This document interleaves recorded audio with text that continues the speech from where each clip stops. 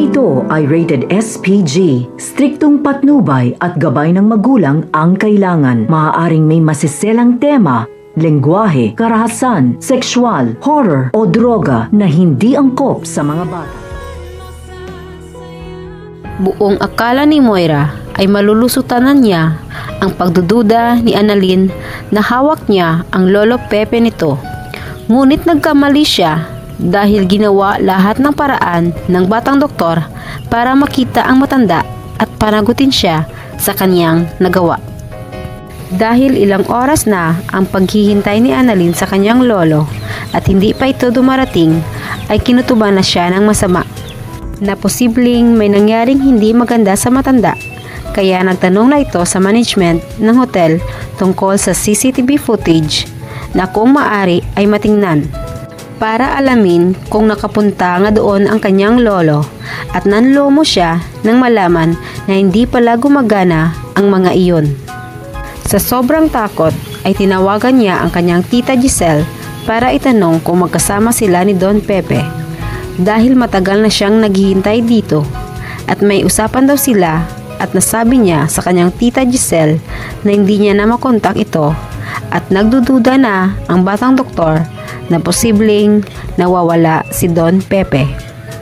Pagkatapos na makausap si Giselle, ay nagtanong ulit si Annalyn kung ang sa labas na CCTV ay gumagana, at laking pasasalamat ni Annalyn nang sabihing gumagana at pinapahanap ang sasakyan ni Moira dahil nakita niya ito na nandoon din sa hotel.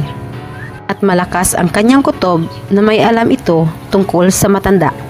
Lalong lumakas ang kutob ni Annalyn na may kinalaman talaga si Moira sa hindi pagsipot ni Don Pepe sa usapan nila ng kanyang lolo nang makitang magkasama pa pala sila ni Zoe. Kaya kaagad niyang sinabi sa kanyang tatay para mahanap at matanong nito si Zoe tungkol sa biglang pagkawala ng kanyang lolo. Samantala, naipuslit nga at nadala ni Moira si Don Pepe kasama si Zoe sa kanyang kaibigan para itago. Ngunit ang hindi nila inasahan ay ang biglang pagtawag ni Robert kay Zoe at tinanong kung kasama nila si Don Pepe. Sa sobrang pagkataranta ni Zoe sa tanong ni Robert, ay bigla niyang napatay ang kanyang cellphone.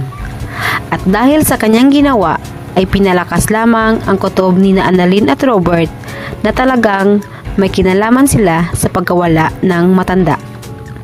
Sa kabilang banda, hindi na malaman ni Lynette ang kanyang gagawin, kung ano ang kanyang uunahin, ang kanyang trabaho ba o ang kanyang asawa, sapagkat magmula ng ikasal silang dalawa ay gusto palagi ng lalaki na siya ang inuuna, at parang wala na itong pakialam kung mapapabayaan na ni Lynette ang kanyang trabaho na nakakaapekto sa kanilang hospital na kung mamalasin ay magiging dahilan ng pagkalugi nito sa huli.